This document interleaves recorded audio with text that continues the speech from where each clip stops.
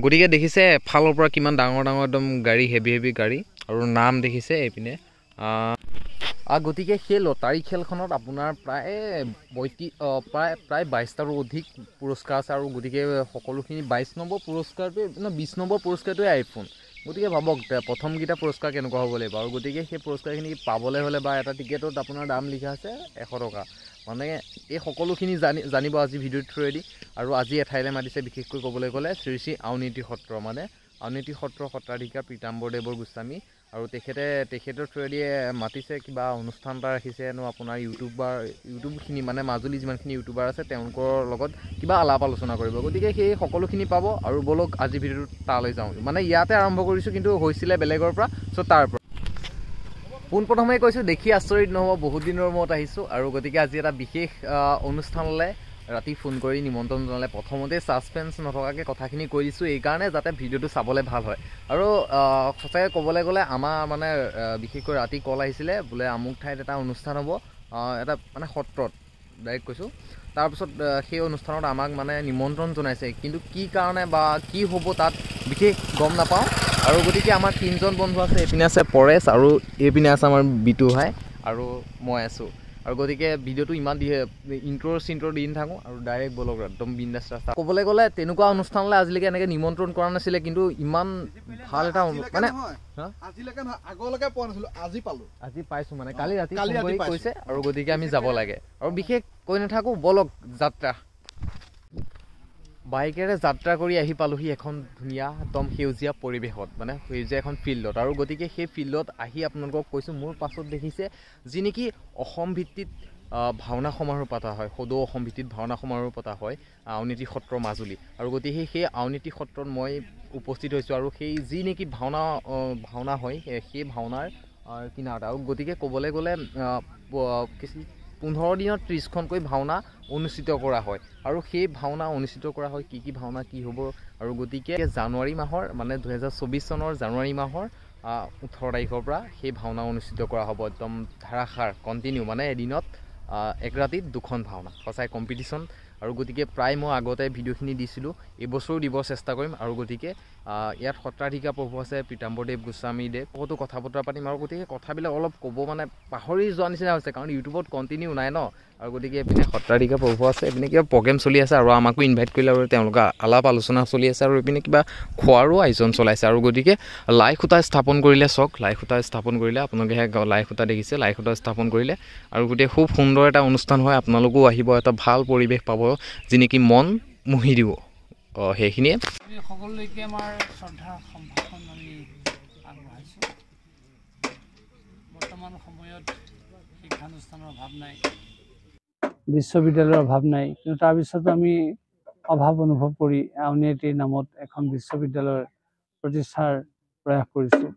ইয়াৰ মূল কাৰণটো হৈছে যে মানুহ তৈয়াৰ কৰা, প্ৰকৃত শৃংখলিত সমাজ সৃষ্টি কৰা আৰু এখন সুন্দৰ আমাৰ পৰম্পৰাযুক্ত ঘৰ নিৰ্মাণ কৰা।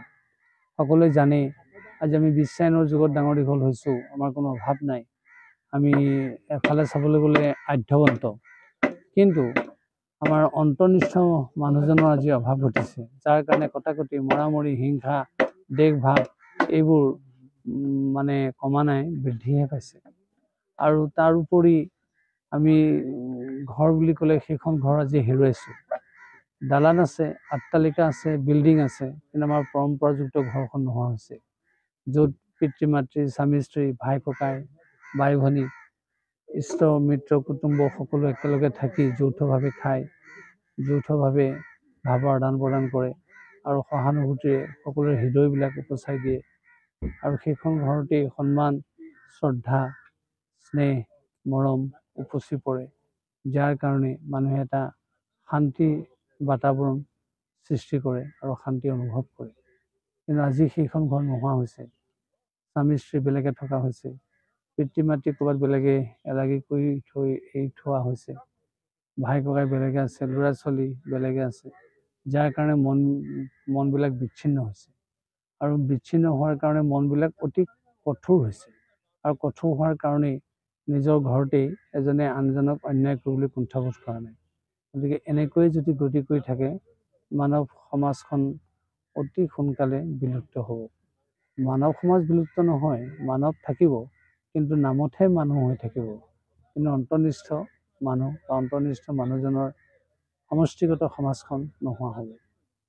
আমি সেই ঘৰখন, সেই সমাজখন, সেই মানুহজন তৈয়াৰ কৰিবৰ কাৰণে বিশ্ববিদ্যালয়ৰ কল্পনা কৰিছোঁ, য'ত biology, zoology, physics, chemistry, English, Assamese, economics, political science, sociology সকলো একাডেমিক শিক্ষা থাকিব। তাৰ মাজত এনে অন্তৰ্নিষ্ঠ মানুহজন যাতে তৈয়াৰ কৰিব পাৰি, এয়া হৈছে আমাৰ বিশ্ববিদ্যালয়ৰ লক্ষ্য। আৰু এই বিশ্ববিদ্যালয়খন যিহেতু প্ৰাইভেট, ইয়াৰ শক্তিশালী স্তৰটো আনিবৰ কাৰণে ৰাইজেই আনিব লাগিব। আৰু সেই অৰ্থনৈতিক দিশটো সবল কৰিবৰ কাৰণে আমাৰ বিশ্ববিদ্যালয়ৰ অন্যতম শাখা সমিতি, যোৰহাট সমিতিখনে এখন উপহাৰ কুপন খেল খেলাইছে। তাত 26টা পুৰস্কাৰ দিছে। আৰু সেই খেল খেলাৰ পিছত যি ৰাহি টকা থাকিব, বিশ্ববিদ্যালয়ৰ নামত তেওঁলোকে অৰ্পণ কৰিব। আৰু তেতিয়া বিশ্ববিদ্যালয়খন শক্তিশালী হ'ব। এতিয়া আমাৰ বিশেষ নিবেদনটো হৈছে যে এই উপহাৰ কুপন খেলখন সাধাৰণ এখন লটাৰী খেলৰ দৰে নহয়। সঁচা দঁতাল হাতীয়ে টানে এফালে আৰু কপালখনে টানে এফালে। আৰু এই কপালখনৰ জোৰটো বেলেগ। কাৰোবাৰ কপালত হয়তো 26টা পুৰস্কাৰ এটা ফুলিবও পাৰে, কিবা কাৰণত নুফুলিবও পাৰে। তাত কোনো কাৰণতে মানুহজন যাতে হতাশগ্ৰস্ত নহয়, ক্ৰেতাজন হতাশগ্ৰস্ত নহয়। তেওঁ ভাবি ল'ব লাগিব যে সমাজ নিৰ্মাণ কৰা, মানুহ নিৰ্মাণ কৰা, ঘৰ নিৰ্মাণ কৰা মহাযজ্ঞলৈ মই লোৱা উপহাৰ কুপনটোৰ মূল্য এটা অৰিহণা স্বৰূপেহে আগবঢ়াইছোঁ। আৰু যজ্ঞৰ যেনেকৈ দক্ষিণা থাকে, মোৰ এইটো যজ্ঞৰ দক্ষিণা স্বৰূপে হ'ব। আৰু এয়া কোনো কাৰণতে যে বিয়োগাত্মক ধন নহয়, যোগাত্মক ধনহে। এই ভাৱ তেওঁ আনি ল'ব। আৰু যদি সেই ভাৱ আনি লয়, আপোনা আপুনি তেওঁৰ শিৰত আশীৰ্বাদ কৰিব। গতিকে সেয়ে আমি সকলোকে নিবেদন জনাইছোঁ, এই সমাজৰ দৈন্যতাৰ প্ৰতি লক্ষ্য ৰাখি সমাজ গঢ়াৰ স্বাৰ্থত, মানুহ গঢ়াৰ স্বাৰ্থত যি উচ্চ শিক্ষানুষ্ঠান তথা মহাযজ্ঞস্বৰূপ এই অনুষ্ঠানৰ পৰিকল্পনা কৰা হৈছে, ইয়াত সকলোৱে যাতে এই উপহাৰ কুপনৰ যোগেদিও সহযোগিতা আগবঢ়ায়। হ'বনে বাৰু?